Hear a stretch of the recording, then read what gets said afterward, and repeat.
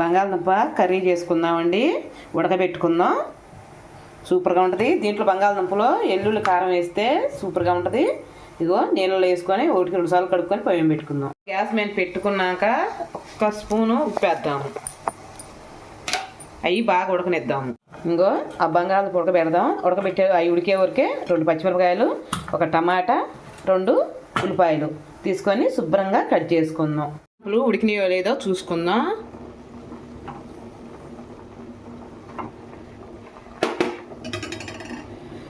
కాలుతుందండి, జాగ్రత్తగా పెట్టుకోండి.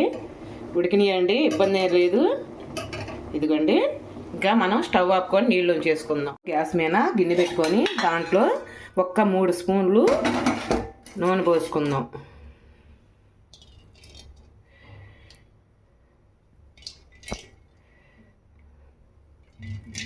ఇది కొంచెం వేడెక్కనేది. పచ్చిపప్పు, తిరగమాత గింజలు మొత్తం వేసేసానండి. నెక్స్ట్ కరివేపాకు, దాంట్లోకి మనం ఇందాక కట్ చేసి పెట్టుకున్నాంగా ఉల్లిపాయ, టమాటా, పచ్చిమిరకాయ అవి కూడా వేసుకున్నాం. దాంట్లోకి కొంచెం పసుపు,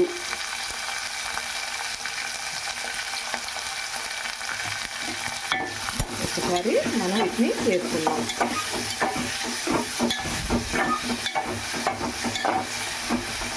అవి కొద్దిగా మగ్గనిద్దాం. ఇదిగోండి, ఇది కొంచెం వేగితే చాలు. ఆల్రెడీ వేగిపోయింది. ఇలా ఉంటే చాలండి, ఇంకెక్కువ వేగాల్సిన అవసరం లేదు.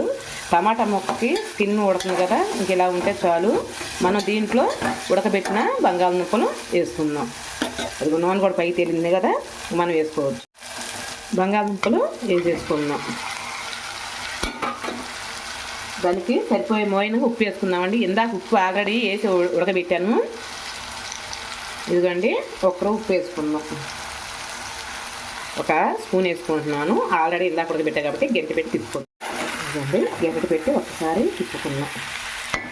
మరీ తిప్పవసనండి, ఎందుకంటే ఉడకబెట్టినాయి కదా, ఎమ్మటే ముక్క మెత్తగా అయిపోతుంది మనం కలిపే కొంది.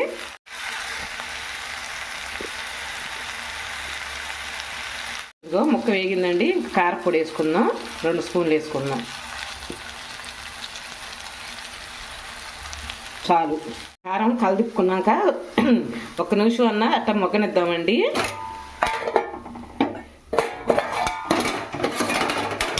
ఇదిగోండి, ఇదైతే రెడీ అయింది. ఇంకా మనం స్టవ్ ఆపుకుందాం. హాయ్ అండి, ఇదిగోండి క్యారెట్ ముక్కలు రైస్ చేసుకుందాం. దాంట్లోకి ఇప్పుడు బంగాళదుంప కర్రీ చేసే కదా, దాంట్లోకి మంచి రైస్ వండుకుందాం. అది నిమ్మకాయ పులిహోర లాగా ఉంటుంది, కానీ నిమ్మకాయ పులిహోర అయితే కాదు. నిమ్మకాయలు, నెక్స్ట్ ఇదిగోండి క్యారెట్, ఇదిగో బీమ్స్, క్యాప్సికమ్ ఈ ముక్కలుగా కట్ చేసుకొని పక్కన పెట్టుకుందాం. ఇంకా నెక్స్ట్ గిన్నె పొయ్యం పెట్టుకుందాం. ఇదిగోండి, గిన్నె పొయ్యం పెట్టుకున్నాను. దానికి 2 స్పూన్లు ఆయిల్ వేసుకుందాం. ఇదిగోండి, తిరమాత గింజలు వేసుకుందాం. వేపుకుంటూ కొంచెం అటు ఇటు తిప్పుకుందాం.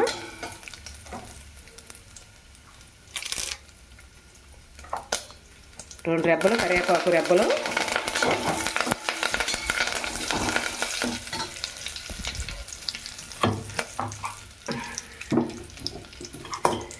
అవి కొంచెం దోరగా ఎగినాక వేసుకుందాం ముక్కలు.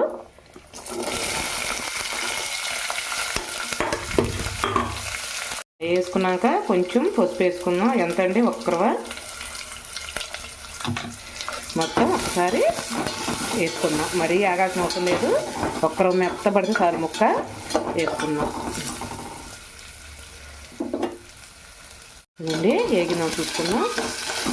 1 రవ్వ ఆగలేదు ముక్క. మనకి క్యారెట్ ముక్క 1 రవ్వ మెత్తపడితే చాలండి, బాగా అవసరం లేదు. మనకు తెలుసు కదా క్యాప్సికమ్ ఊరటనే మట్టిపోతుందని, కొంచెం మొగ్గితే చాలు.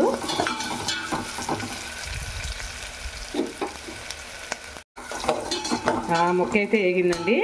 మనం స్టవ్ ఆపుకొని అన్నం వేసుకుందాం.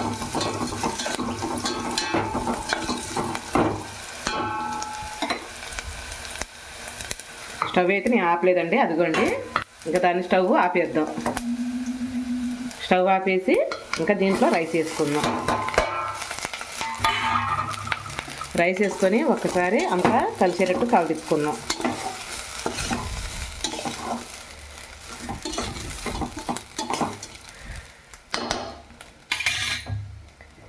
పులుపుకి సరిపోయినంత సాల్ట్ వేసుకుందాం. నెక్స్ట్ ఇది పిండుకుందాం నిమ్మకాయ.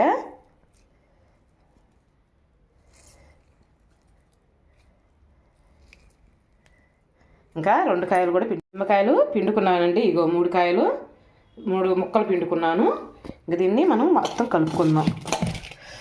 కాలిపోతుందండి, చేతితో తిప్పగలిగితేనే తిప్పండి, లేదంటే ఒక గరిటె తీసుకొని మొత్తం కలిసేటట్టు తిప్పుకుందాం.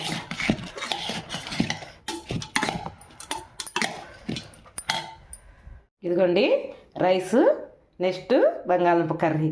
ఈ రెండిట్లో నిజంగా అండి 2 నంచుకొని తింటే సూపర్గా ఉంటుంది. ఎలా వచ్చిందో, అబ్బాయి ఏమో హాస్టల్కి వెళ్ళాడండి, వాడు చూడటానికి కూడా. అందుకని ఆనక్క మా వారు వచ్చాక ఎలా ఉందో చూద్దాము. సరేనండి, ఈ వీడియో నచ్చితే ఒక లైక్ చేసి ఒక కామెంట్ చేయరా. ఇదిగోండి ముక్క నేనే తినేస్తున్నాను. సూపర్ అండి, నిజంగా చూస్తున్నాను. పిల్లలు నిమ్మకాయ పులిహార అనకుండా మనం కూరగాయ ముక్కలన్నీ వేసుకున్నాను. అలా అని నిమ్మకాయ పులిహార కాదు, అలా అని ఇదే కాదు. నిజంగా చాలా చాలా బాగుంది. ఓకేనండి, ఈ వీడియో నచ్చితే ఒక లైక్ చేసి ఒక కామెంట్ చేయరా.